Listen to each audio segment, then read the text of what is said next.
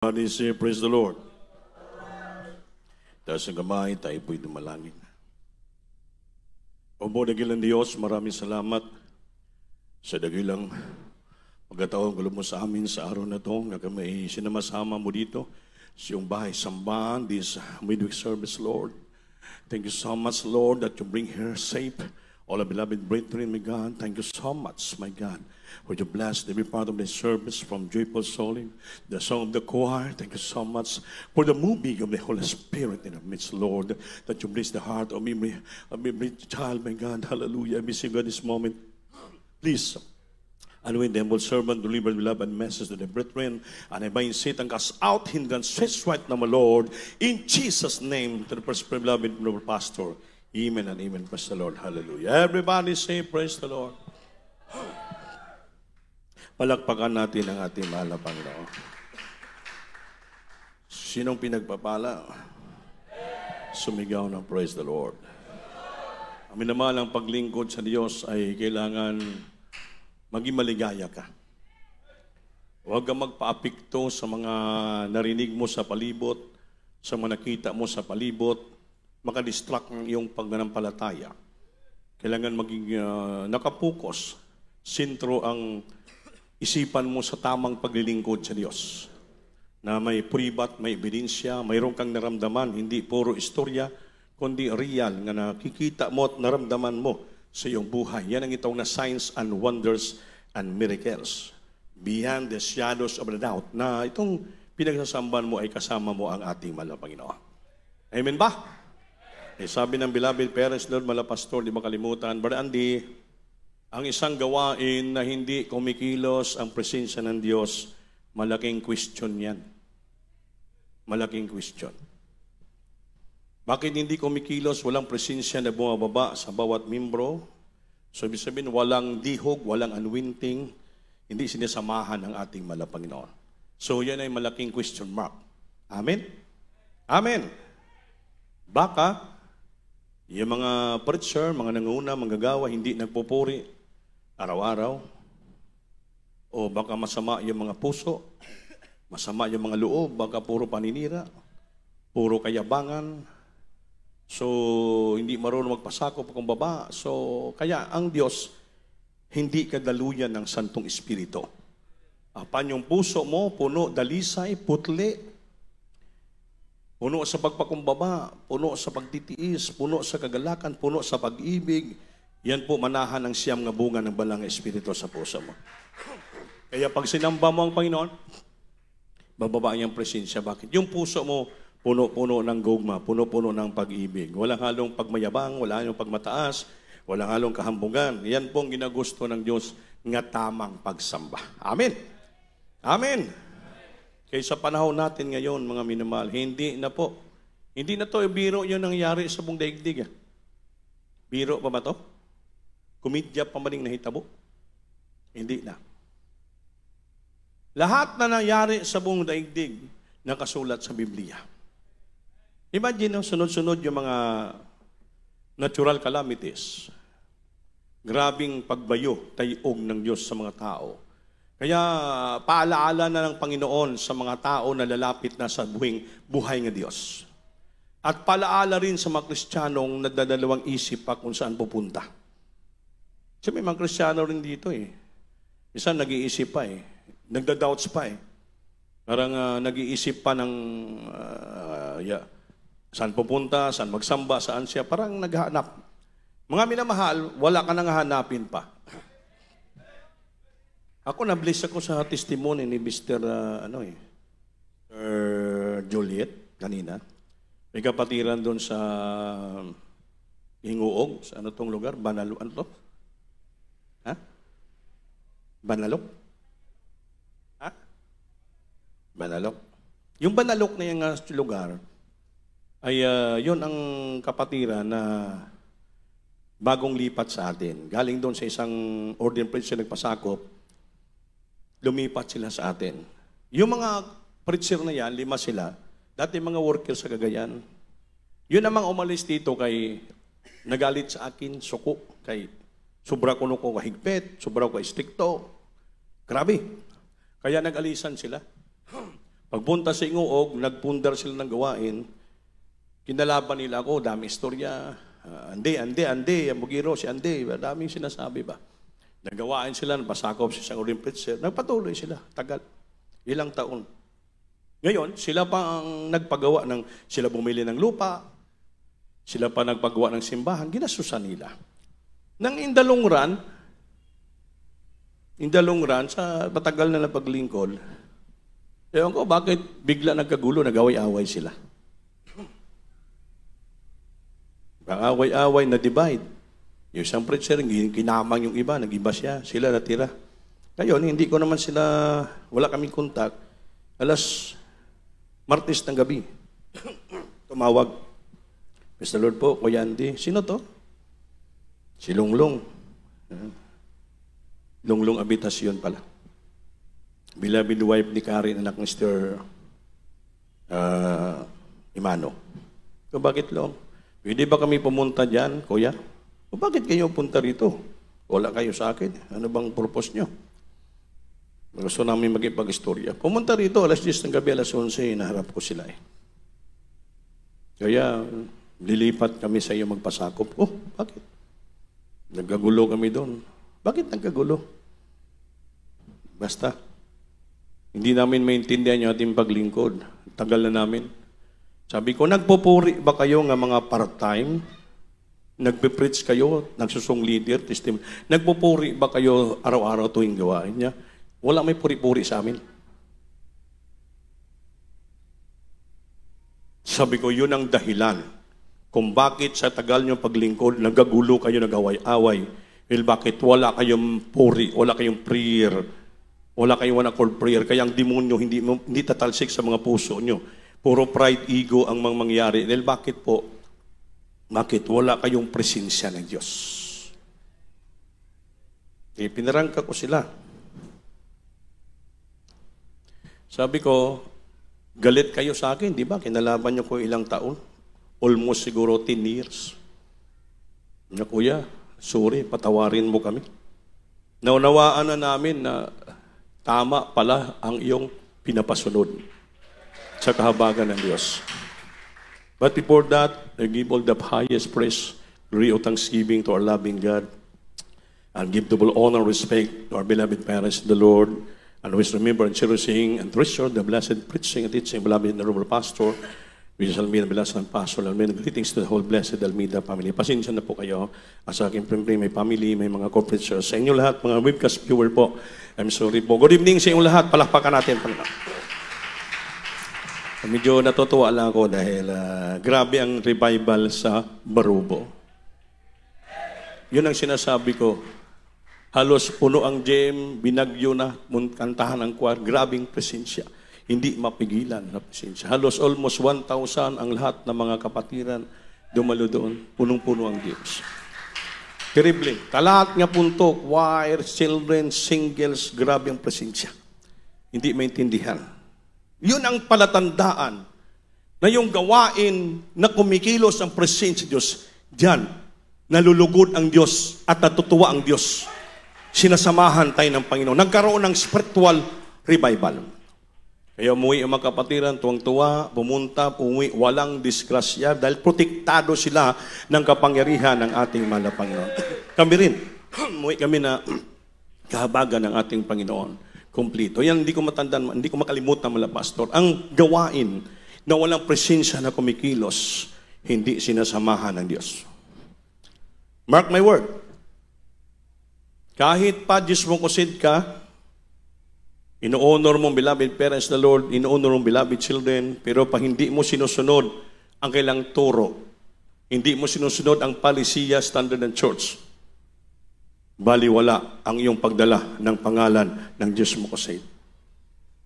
Yun ang nangyari doon sa Ingoog. Lumipat dito sila. Ngayon, itong patakaran ko, sabi ko sa ila, pag walang puri, walang barog, walang makatayo, bahala na kayo, walang gawa, hindi kayo nagpuri. Mga preacher kayo. Payag sila. Report kayo sa akin ganito. Ngayon, umpisan. Kung mahirapan kayo magpuri ng Merkulis ng umaga, kayo puro ka mo mga outsider, may mga negosyo. Martes ng gabi, magpuri kayo 2 oras. Biyernes, Huwebes ng gabi kayo magpuri. Sunday, Saturday na kami magpuri. Mag-one accord kayo, magkaisa. Makita yung pagpapala. Ginawa nila yon, mga minamahal. Ngayon, kahabagan. Dumarami na ang kapatiran. Naglipatan na doon. Kasi ang mga kapatiran, naghahanap sila ng may presensya ng Diyos na kumikilos. Na paglingkod, walang halong kayabangan, walang halong hypocrisy. Lahat malinis ang puso. Tinan mo, sabi ni Sister Juliet, kapatiran galing doon, pumunta rito, dumalo. Grabe, na-amaze siya, na-amaze. Grabe, ang gawain sa CDO. Hindi basta-basta, sabi niya. Grabe ang presensya. Parang binunutan siya ng tinik. Nawala yung kabigatan sa puso, nawala yung question. Grabe, presensya. Ang Holy Spirit, ang katubagan sa tanan nating mga kabigatan sa puso. Na-relieve siya pagpauli. Grabe ang testimony. Yan po ang patunay, mga minamahal. Kaya huwag ka na mag-isip na kung asa ka pa. Pinagpala ka rito, kahabagan ng Diyos. Yung bang lingkod nyo, kung pamilya manggagawa dito, araw-araw makita nyo rito. Halos di na gani makaya naman manggagawa dito. Surrender na halos. Dahil stricto ako sa puri. Las 4, palakpakan. Matagal 4, palakpakan. Kaya si Robert, gabi ng kalyo sa palad ni Robert sa kakapalakpak. Pero Robert, grabe na kakapal yung kay sige palakpak, Robert. Puli mo. Maula sa Diyos. May tayo maulaw. Ginapakaunta. Inatumboy pa ni Robert eh. Kaya, mga worky, labas ko na ito, ganun pa eh. Hilo pa eh. Ay, yun ang patakaran, palisiya eh. Yun ang standard ng church eh. Buhay ang Diyos. Dapat purihin mo siya. Yung wala tayong pagmahambog, ipagmayabang. Pinapakain tayo ng Diyos. Pinapainom tayo ng ating Panginoon. Binibigyan tayo ng damit, binibihisan, kompleto, protektado tayong Diyos. Pinagpala tayo. Dapat lang purihin natin ang Panginoon. Amen? Purihin natin siya. Kaya ngayon, kaya namin yung pinagpala na. Ngayon, last day, itong Friday, dito ako. Dito pa kami, hindi pa kami les papuntang Balubo. Early in the morning, 8 o'clock, may tumawag sa akin taga Surigao. Hindi ko kilala. Praise the Lord. Si Beloved OP po to. Opo. Insan eh. Kapatiran po sa Surigao. Sabi ko, saan nga Surigao? Sa Anumar? Kaya ng main.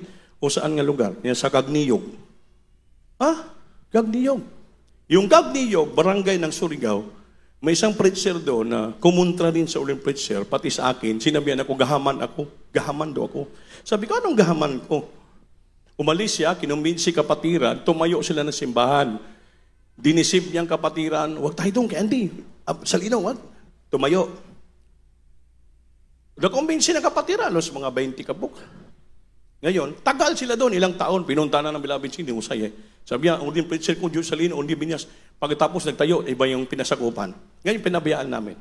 Ngayon, kasi gusto niya mag-preach, gusto niya maging manguna, wala naman sa puri-puri. Umaalis, pupunta sa Davao, kung saan nagsigi pang kabot ng ginto, kung ano-ano pinagagawa, hanggang dandahan, walang presensya, walang pagpapala. Nag-alisan, nagbalikan doon sa Anumar, Surigao, ang mga kapatiran. Ngayon, lastly, tumawag sa akin, yung kapatiran mismo na nag-donate ng lupa, 380 square meters, pati ang ilang times sila nag-ipon, sila nagbot-bot, kay sabi pa tayo chapel, ang gwapo ang chapel nila, ano? Burag Australian style, Australian, mga balay. Ang ganda ng simbahan. Pero wala ganyan, maganda, wala namang presensya. Sabi, Beloved OP, magpa-advise kami. Sabi, advice nyo? Kinausap na namin yung preacher namin doon. Brad, balik tayo sa Surigao City, Anumar, sa bangunan na ito ni Presidente Mias. Hindi ko magpasakop, ayaw niya.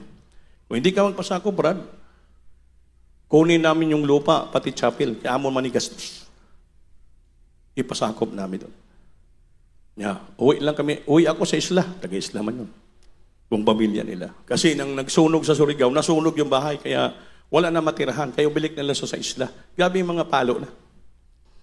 Sabi ko, anong gawin namin? Kung paggawa kayo sa abogado ng deed of donation, bali magawa ng deed of donation sa Diyos mo ko said, through presented by Odin President Binyas, Timala Pastor. Ngayon, ipakita mo doon sa kanya nga, gidonate ko na sa church. notaryado ng abogado din.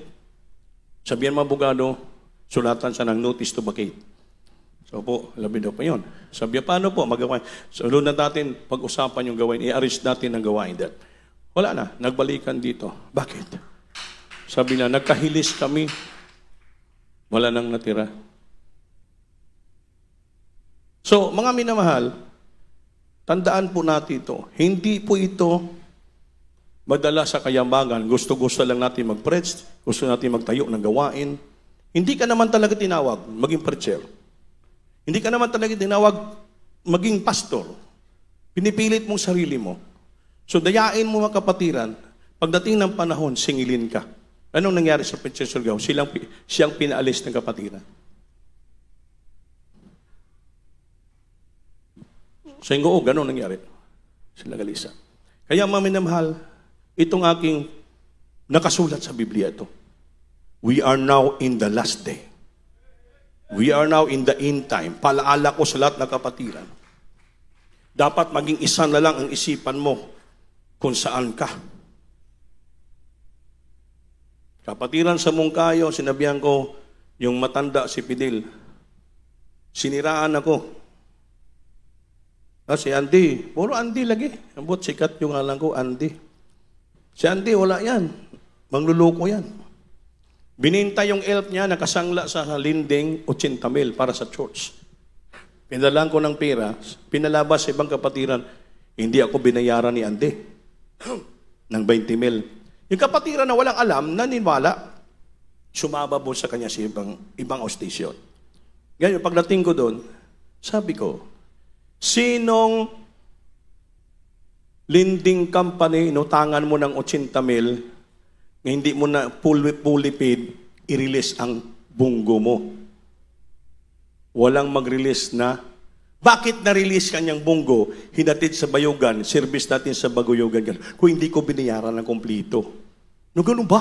Ayan. Nagkita kami ko, Brad, nang hupong ka na. Isayin mo isipan mo kung doon ka, dito kung diri ka, para mapatawad ka ng Diyos.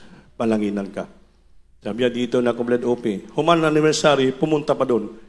After 2 days, patay. Wala. Diyan mo? Kasi hindi tayo dito nagbibiro sa paglingkod sa Diyos. Nakikita ng Diyos yung puso natin kung sincero ka maglingkod sa Diyos. Brother Boards, ikaw ba yan? Oh. Matthew chapter 24, verse 4, pakibasa, ilokso mo sa tin. Ano bang sabi ng Diyos? Ang title ng mensahe ko, Be Watchful and Prayerful. Magbantay at mapanalanginin. Praise the Lord. Sa aklat ng Mateo, Kabanata 24, ang talata ay 4 at 10. Sa 4, at sumagot si Jesus at sinabi sa kanila, mag-ingat kayo na huwag kayong mailigaw ni numan. Mag-ingat kayo na wala kayong mailigaw sinuman.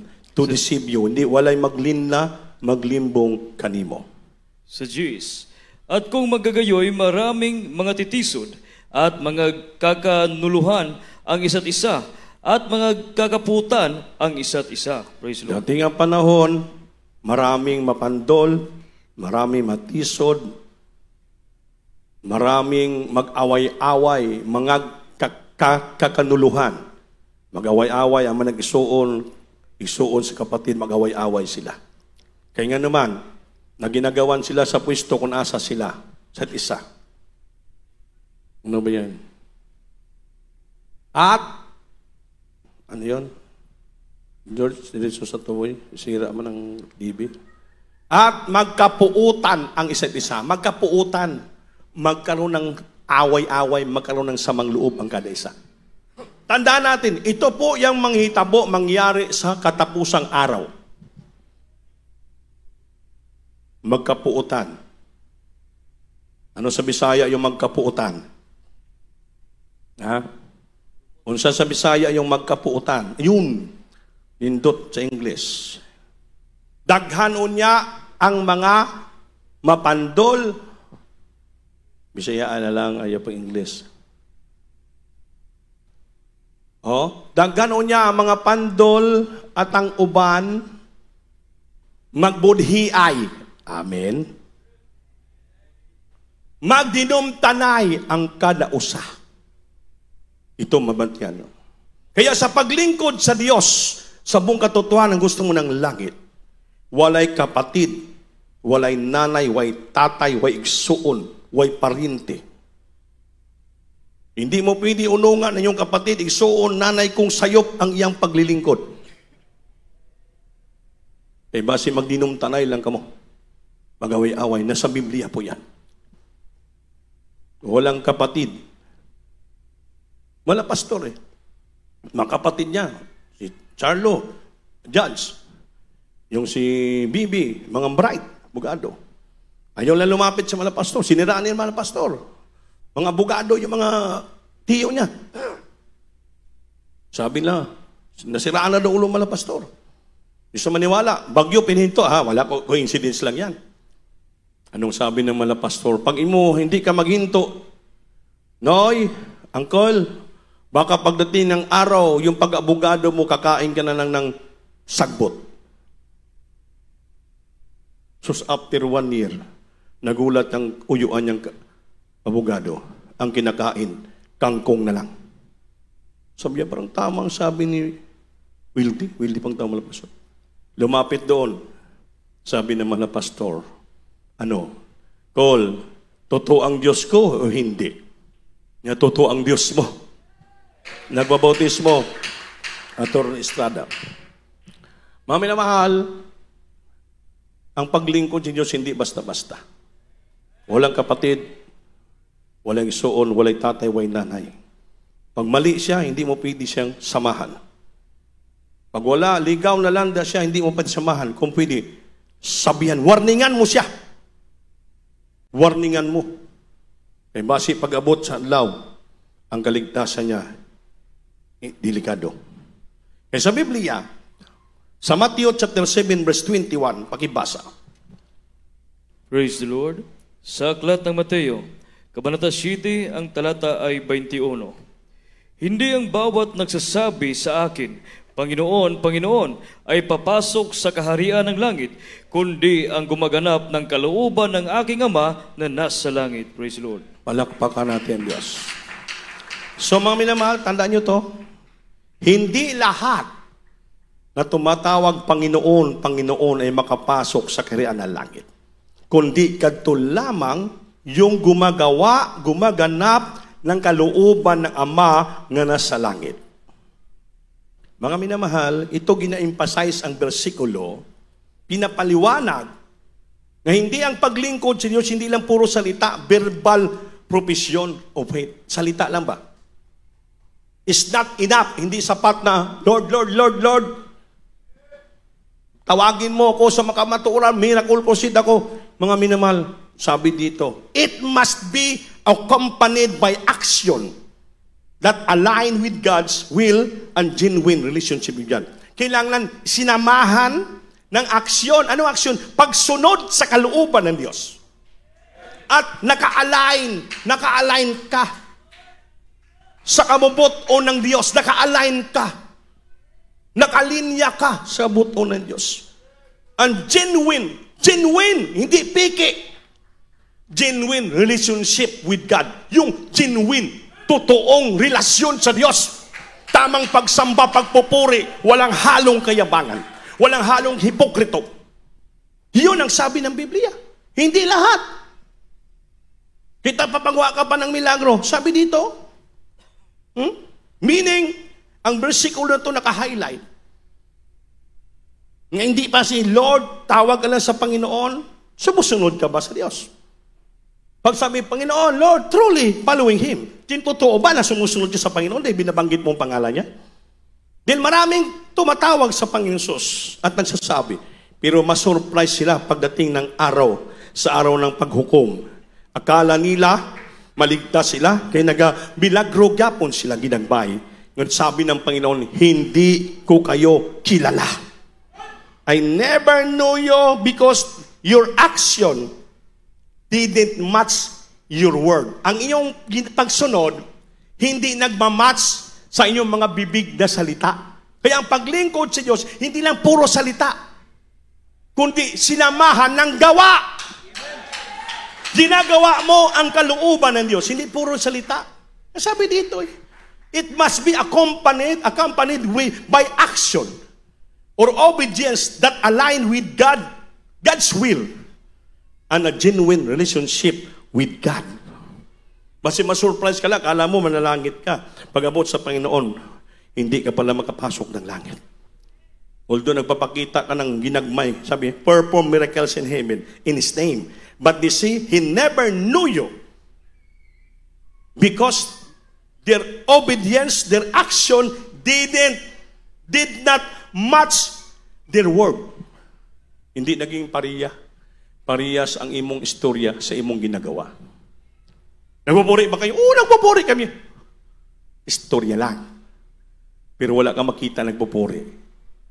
Ang ilang salita hindi nag-match sa kailang ginagawa. Dahil action speak louder than word.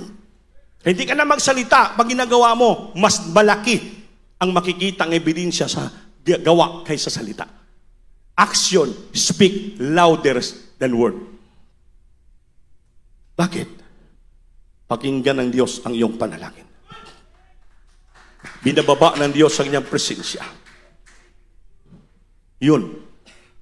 Obedience. Dapat ang obedience, ang pa-action mo will match to your words. Magparehas. Pero kung puro ka ng istorya, wala sa gawa, ang tawag sa'yo, bakakon, sinungaling, pakaronging nun. You're the same ugali, karakter ng Parisiyo. Ang Parisiyo, nakaputi, nakasutana, pero ang kasing puso, grabe, baho nga mga kalansay, gangurom, puro hipokrito ang sulod. Sa harapan makita mo, banal, pero ang puso, pagtalikod mo, andik.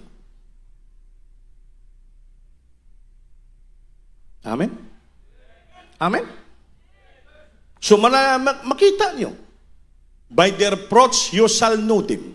Sa ilang mga bunga, makikilala mo kung sila ba'y totoong Kristiyano o hindi nga dapat mo samahan, accompanied, o banan mo sila.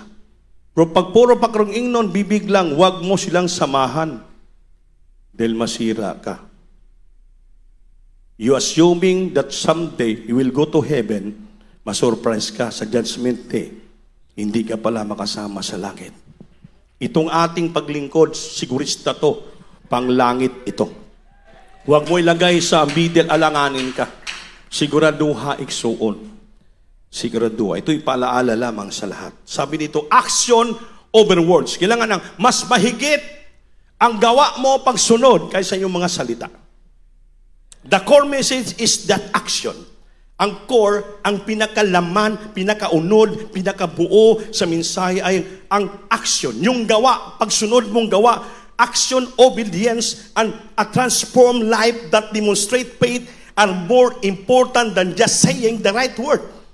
Importante ang pagsunod, ang paggawa, ay makikita ang pagtransform kabaguhan sa iyong buhay kung paano pinapahayag ang panampalataya mo. Hallelujah. Mas sobra ka-importante pa ito sa mga salita mo lang na lumalabas sa bibig mo.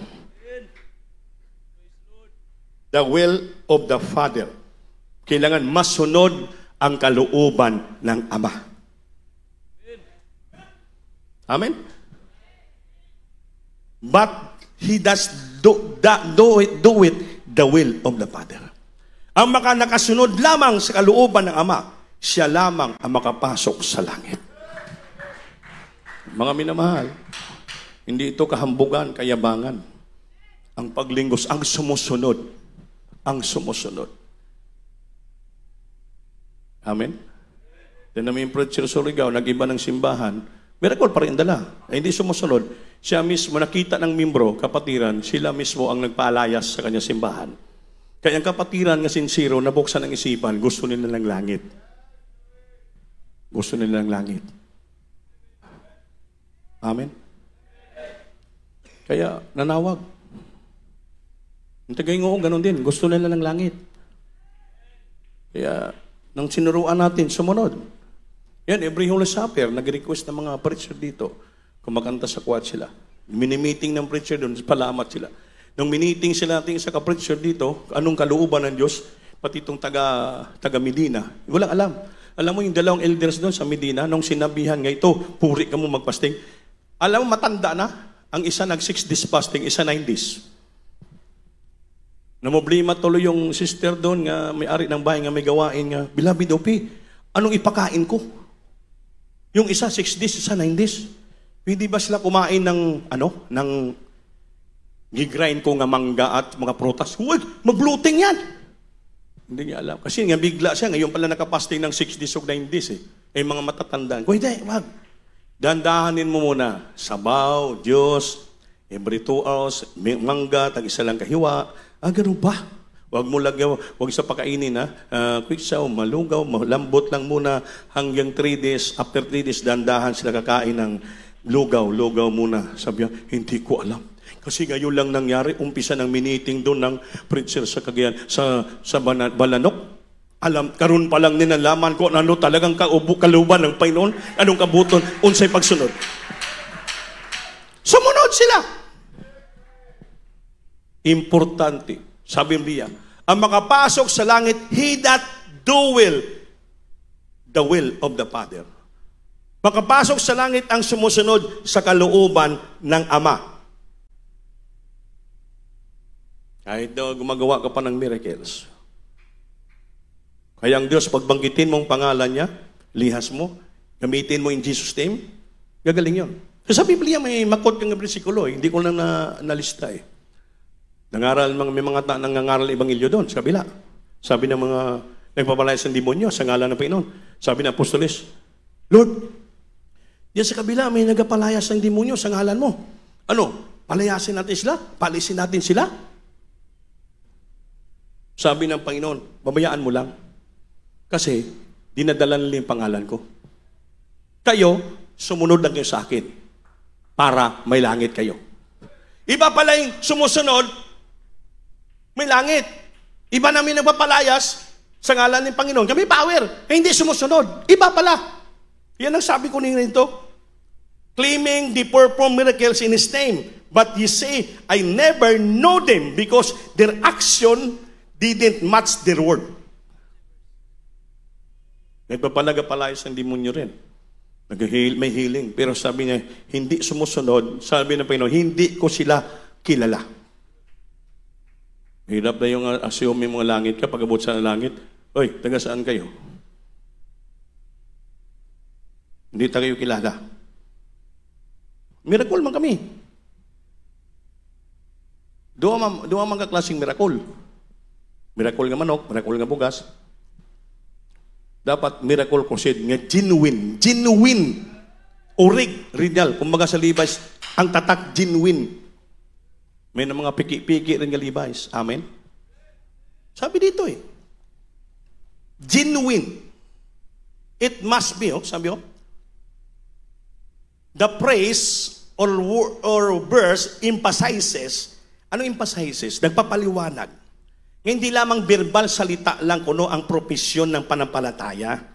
Hindi sapat, is not enough. Nga puro bibig lang.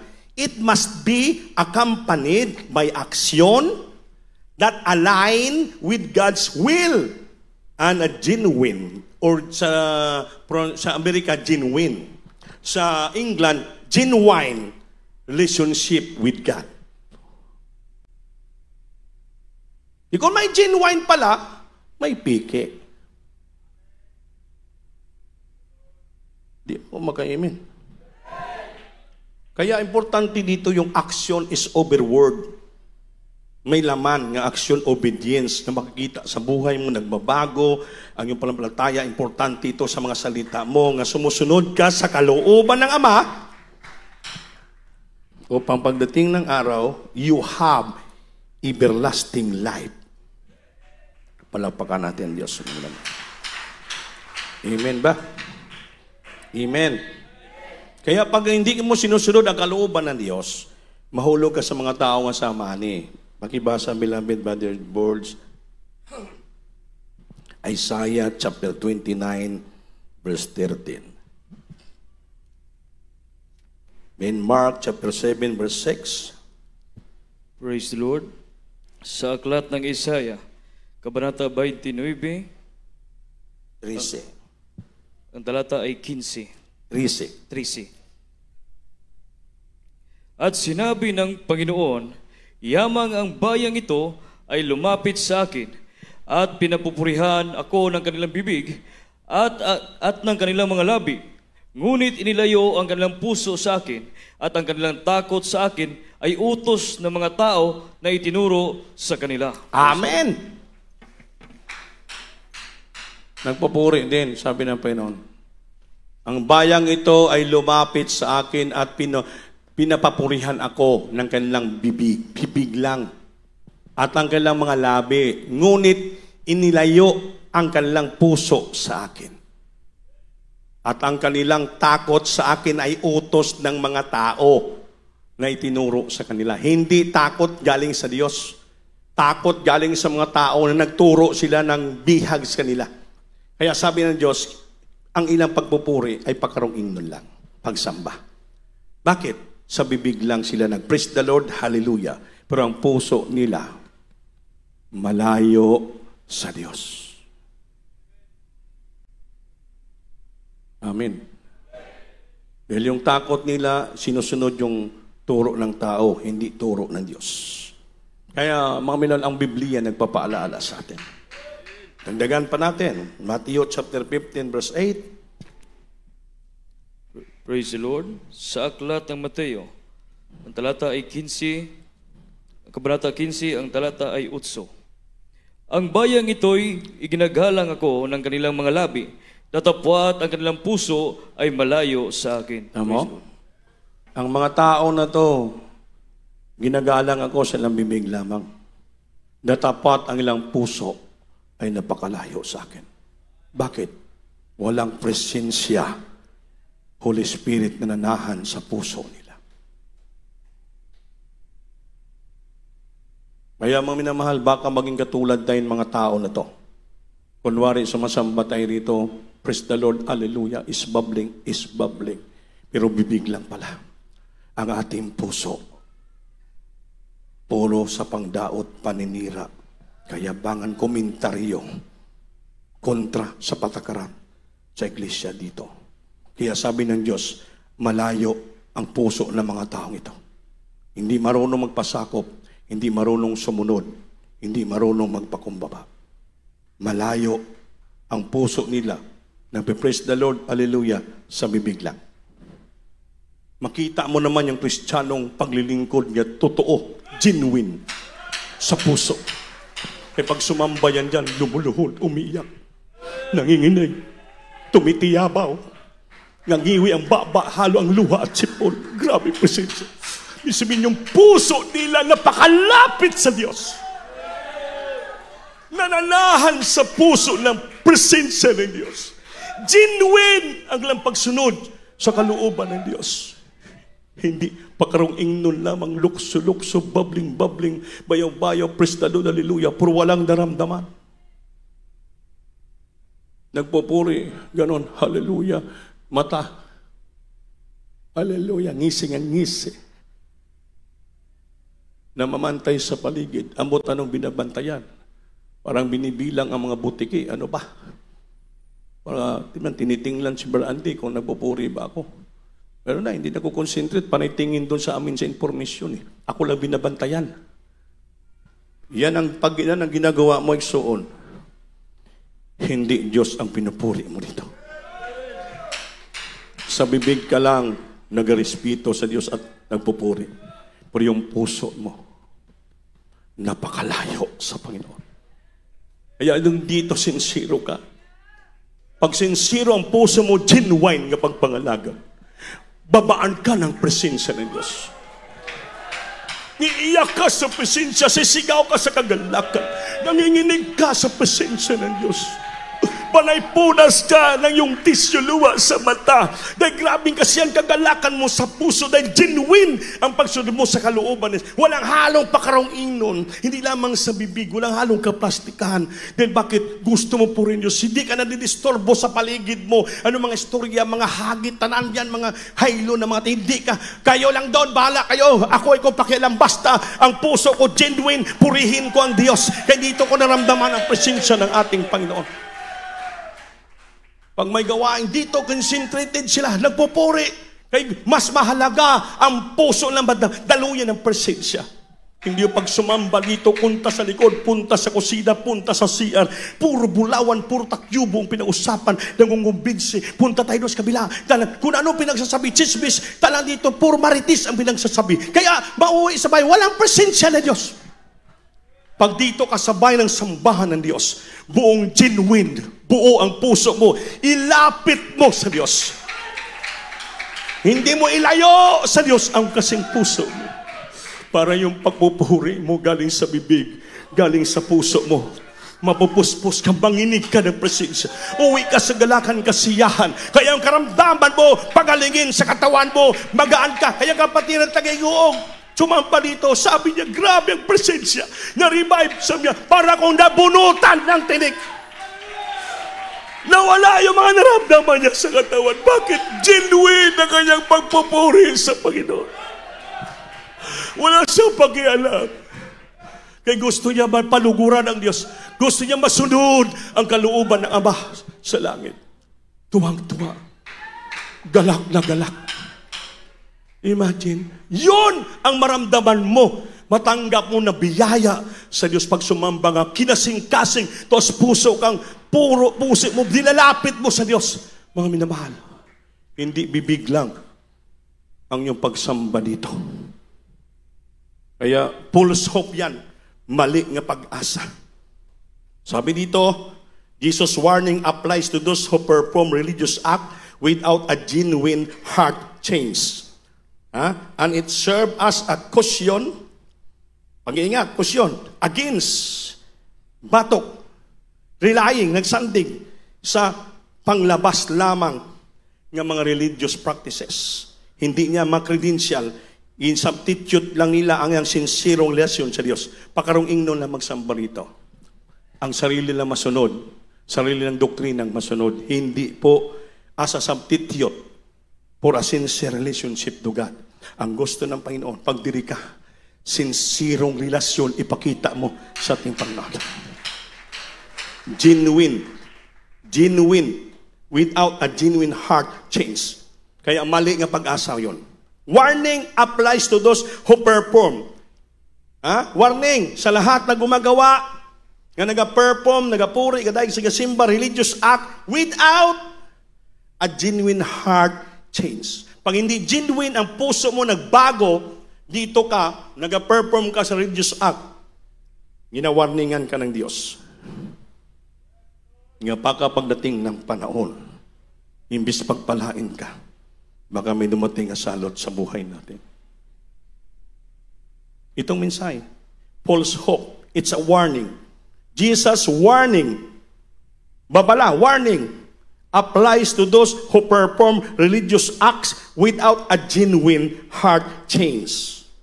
And it serves as a caution. Anong caution? Pag-iingat, mag-amping kayo against, laban sa nagasandig lang sa sarili ng religious practices sa church. Credential, pero substitute lamang yan. Kunwari, gumaganap dito, nagpupuri sila, pero substitute lang nila yon sa ilang sinseridad ng relasyon sa Diyos. Ibig sabihin, may sumasamba rito, kunwari sumusunod, nagbibigay, nagpipledge, pero only substitute lang yon for a sincere relationship with God. Nakikita ng Diyos. So una, pag magbigay ng pledges, tag 20,000, tag 15,000, gano'n, tag 2,000 lang, 5,000. Ibig sabihin, nagbabago. Yung genuine nilang paglingkod na wala. Pakitang tao, substitute na lang daw, na ilang sinseridad ng relasyon sa Diyos. Pero kung hindi ka nagbago, genuine ang pagpupuri mo, genuine ang puso mo, dapat dagdagan mo pa. Dagdagan mo pa. Kaysa pagbibigay, diyan ka pagpapalain ng Diyos. Ibig sabihin, nagpapasakop ka, sumusunod ka, nagpapakumbaba ka, genuine ang pagsunod mo sa kalooban ng Diyos. You do it the will of God. Sincerity and genuine ang pagsunod mo. Walang halong hipokrito. Ito mamay-namal, mensahe is in-time message ito para sa atin lahat. Magbantay tayo. Ulitin ko, Mateo 24, base, malinlat, madisib kayo. Maraming mag-away-away, magdulumtanay, magbinyugdiay dahil sa paglingkod sa Diyos. Ulitin ko, walang kapatid, walang kamag-anak sa pagsunod sa Diyos. Kapatid kong lalaki sa amin, dating choir member, daling preacher, workit dati sa Iloilo. Nag-backslide, lumamig. Nang lumamig ng backslide, nagkasala, nagkasakit. Sabi sa akin, "To, padala mo naman ako ng pira, daming pira mo dyan. Mamatay na ako." Sabi ko, parang kang may pinatago. Wala pa akong racket. Sabi ko, parang kala mo sino kang nagdidiman. Hindi ka na nga dumadalo sumasamba. Sabi niya, dami istorya. Sabi ko, pag hindi ka magsisi, hindi ka magbago, baka pagdating ng panahon, alisin ng Diyos yung buhay mo. Huwag ka magmayabang. Sinabihan ko siya, kahit kapatid ko. Gumahimik ka, baka mapilay ka. Ginanong ko talaga. Walay ko rin kapatid. Yung gano'n ang trabaho mo. Nagsisi, natakot, nagparibaptize, alam mo yung sakit niya, grabe kalaki ang creatinine niya, ng lagom ng katawan, nagsisi, pinaglilihas namin, nagparibaptize, after baptism, luminis ang katawan. Grabe ang Diyos mo magpatawad. Yung kapatid kong sinuli,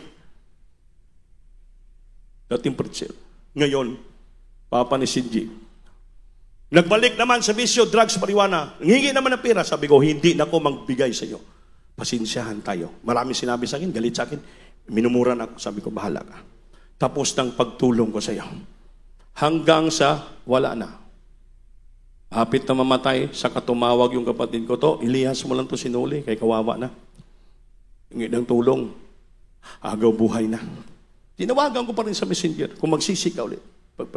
So nadalangin, beloved parents the Lord, after lihans, guminhawa. Siko baka hanggang na lang ang ginhawa mo dyan, pag kinabukasan, wala na hininga. Pinatawad lang siya ng Diyos. Kaya mga minamahal, hindi po biro itong paglingkod sa Diyos. Hindi ito biro. Mark my word, mga kapatid, bilang yung nanguna. Kami dito, hindi kami nagbibiro sa akong asawa, pamilya ko. Kasi, kung kami magbibiro dito, kami rin mapahamak. Bagamat, sinabi ko sa Manila yun. Noon kami nag-vigil, salita, lapan ng beloved children. Sabi ko, hindi basta-basta manguna hirap ang buhay namin. Kung pwede, magpapile ako ng resignation letter. Sabi ko, mag-resign ako bilang manggagawa, preacher. Salita ko sa katingin ko sila. Sabi ko, sino po ba itatanggap sa inyo at magpirma ng resignation paper ko? Tagal na kasagot lahat mga beloved children. After 5 minutes, sabi nila, Kuya, sabay sila, lahat. Kuya, walang pipirma ng resignation mo. Magpatuloy ka na lang. Sabi ko, wala akong magawa. Patuloy ko bala ng Panginoon. Nag-iyakan sila. Dahil mga minamahal, hindi po basta-basta ito. Kung nagbibiro lang tayo, wag na lang. Di ba? Wag na lang tayo maglingkod. Kung nagbibiro tayo dito, nagara-gara, wag na lang tayo maglingkod.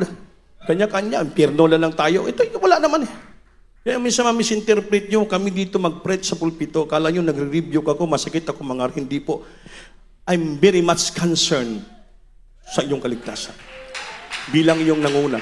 Kaya kami naranasan na namin yung grabing kahirapan sa buhay. Dumanas na kami ng grabing pagsubok sa may maging magagawa kami. Umpisa kami, wala kami makain. Lahat wala. Hanggang ganun, inangat kami ng Diyos sa kahirapan. Nakita na namin ang kamanga-mangha gawa ng Diyos. Ang milagro sa buhay. Pinatunayan Diyos sa amin sa habag at tawa niya. Madalay mo lang, Pastor. Kaya ngayon, saan kami pupunta? Pinaparating ko sa inyo nga kayo mahalin yung kaligtasan nyo. Higugmaan yung kaluwasan nyo. Mahalin nyo ang Diyos ng taos puso. Walang halong kaplastikan. Di kayo rin na makinabang. Ang panahon ngayon, hindi na basta-basta ito. Grabing nawala ng bahay. Cebu, Talisay, Cebu, wala. Hanggang doon, ibang lugar, terrible. Napito hanggang chapel natin, sinatungga. Nagmag galing atop sa pulpito. Dindang landing ang nag-down, tawag. Dito nag-landfall ang bagyo. Pero pulpito lang kilid, iba wala. Grabe. Hindi na ito basta-basta. Kung buksan yung palibot nyo, sabi sa awit, there's no time to change your mind. The sun will come and baby, you will leave behind. Huwag ka na mag-isip ng ano paman. Babaguhin isipan mo. Wala nang panahon. Ang anak ng Diyos babalik. Baka maiwan ka. Maybe you will left behind. Pag naiwan ka sa lupa, pagbalik ng Diyos, kagatin mong siko mo, hindi mo kaya kagatin. Sa grabing kahirapan dito. So tonight, you have to decide yourself.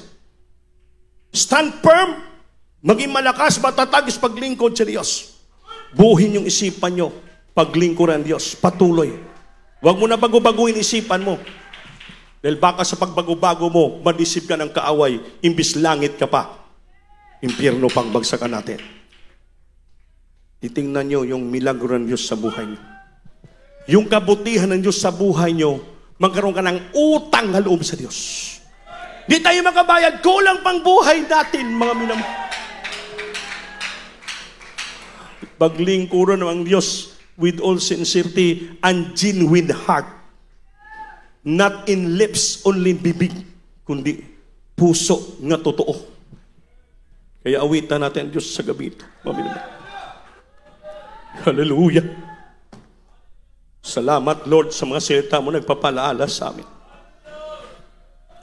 Alam ko hindi na magtagal. Yung mga pinili mong tunay nga pinili, kunin mo dalhin sa langit. Nanatili, sincere, genuine nga paglingkod.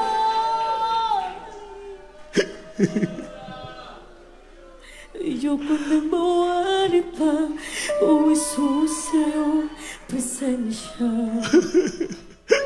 Pagkat ako'y tulagan mo, na huwag magkasala. Magpakapuno ka sa presensya ng Diyos. Buksi ang puso mong genuine nga puso. Ang utos mo, sincerong puso, papasukin mong presensya ng Diyos.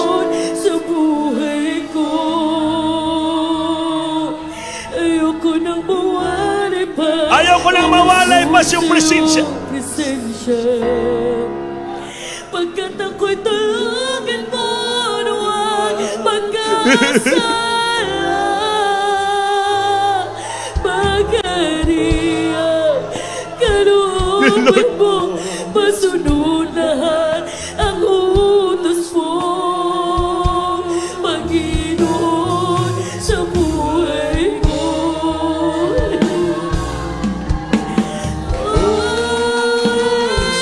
Oh, Isus, ayoko nang mawalay sa iyo.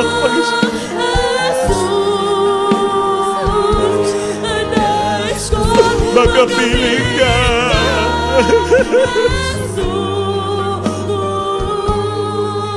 Ngayon at kailanman.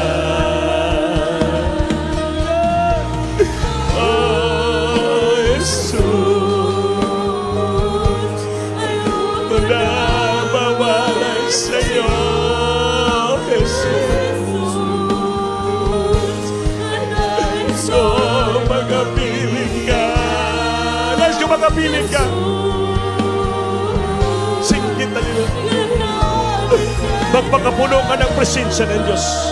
Balik ka mo, di mapuspos ka ng balang Espiritu. Aron maging sincero, genuine ang puso natin. Yan.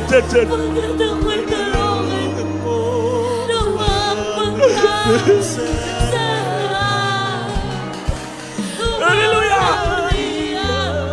Hallelujah! Hallelujah! Hallelujah!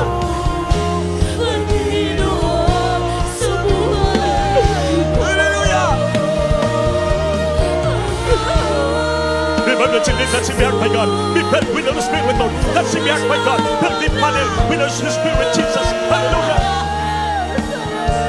Jesus. Be filled with the Spirit, Lord. That's in the heart. Genuine ka puso. Mayroon ko. Sincere na puso. Hallelujah. With the Spirit. Hallelujah.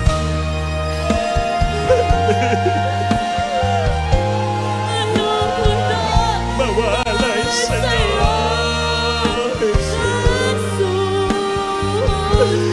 nais kong magapiling ka, Jesus. Ngayon at kailanman. Sing it, hallelujah.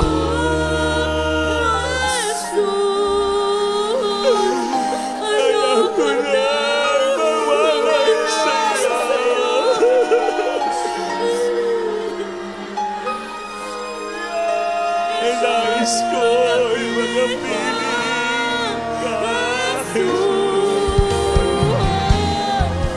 ngayon maningkamot, mapuspos ang banal na Espiritu.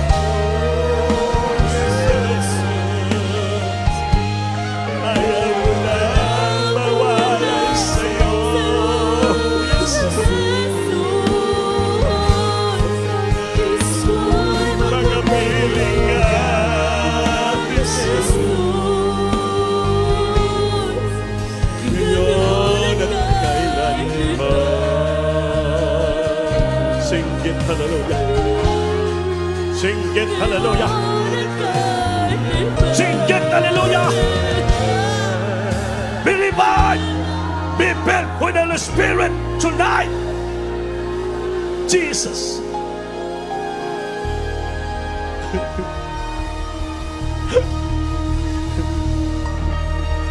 Hallelujah! Sikapin mo mapuspos ka para maging sincere, genuine ang ating puso sa Diyos. Hindi lamang sa bibig ang ating pagpupuri, kundi taos puso. Hallelujah! Hallelujah! Hallelujah! Hallelujah! Hallelujah! Jesus. Manalangin tayo lahat, mga minamahal. Kausapin mo ang Panginoon. Ipakita mo sa Panginoon ang iyong panalangin di lamang sa bibig, kundi bukas ang puso mo, sinserong puso, genuine na puso, para madaluyan ng Santong Espiritu. Opo, dakilang Diyos, sa mga sa Panginoon, susunod na langin ng beloved parents in the Lord. Sa mga sandaling ito, Lord, nakikita mong laman ng puso mo. Create them a sincere and genuine heart, Lord, is serving you. Not in lips only, Lord, kundi in sincerity of their faith in serving you, my God. Pangawakan mo sila, pagpalain mo, tulungan mo sila. Hallelujah. Establisar ang panampalataya, paglingkod sa iyong Panginoon. Maging matatag sila, hindi sila malinla na malisib ng kaaway. Hallelujah. Patuloy sa maglingkod, pangawakan mo sila. Hallelujah. Bless them to be strong in the power of their might, Lord. Remove the weaks and vice in their life. Bless them so much, my God. Financially, spiritually, Lord. Right now to the first prayer, beloved parents, Lord, in Jesus' name. Sing it, hallelujah. Patong kamay niyong isa sa iyong ulo, ang isa nakataas. Lahat tayo mag-rebuke with all power, authority. Yes, Lord, babang kapangyarihan mo minsanan po ulit sa aming kalagitnaan. I bind the power of darkness, demons, infirmity, sickness, and diseases. Cast out from all the children right now in the might of Jesus. Build right now problems. Bless the children, financially, spiritually, right now, may God, Lord God, in Jesus' name. Hallelujah, hallelujah, hallelujah. Palakpakan natin Diyos, mamamahal. Manindog tayo suon ko'y mayong kamot, lukso kita tulog ang bisis, kusog na pagsinggit galing sa puso mo minamahal. Hello, Pastor Lord. Hello, Pastor Lord. Hello, Pastor Lord. Amen. Mga minamahal, ay mag-absent Biyernes, ating gawain, overnight prayer. Iagi nyo sa boxes, ating mga pledges, ating mga pledges sa ating anniversary. Mga minamahal, kaya medyo inaris muna natin nato ang atong mga schedule sa